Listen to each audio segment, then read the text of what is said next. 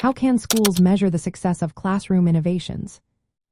In today's fast-paced educational environment, the question on many educators' minds is, how can schools effectively measure the success of classroom innovations?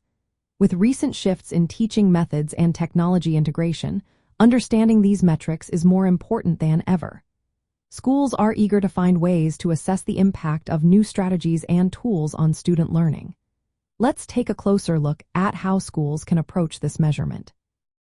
First, tracking student achievement growth is essential. Schools should focus on improvements in student learning over time. This approach helps determine if innovations are truly enhancing understanding and skills. Next, evaluating curriculum quality is vital. Schools need to assess whether students have access to rich and challenging content that supports deeper learning. This evaluation indicates if innovations are broadening educational opportunities.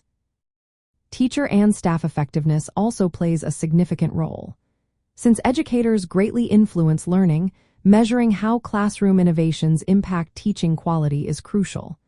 This can involve observations, feedback, and performance data. Another important aspect is school climate. Innovations should contribute to a supportive and motivating environment. Surveys capturing student and staff perceptions of school culture can indicate how well innovations support engagement and belonging. Post-secondary outcomes are another key metric. Tracking students' success after graduation, such as college enrollment or workforce entry, helps measure the long-term impact of innovations on student readiness. Gathering student engagement and feedback is also practical. Direct input from students about what works well in new approaches and their learning experiences can provide valuable assessments of success. Additionally, the use of technology and data tools is becoming increasingly important. Educational technology tools, including artificial intelligence-driven platforms, can provide real-time data on student progress. This allows for personalized pacing and targeted support.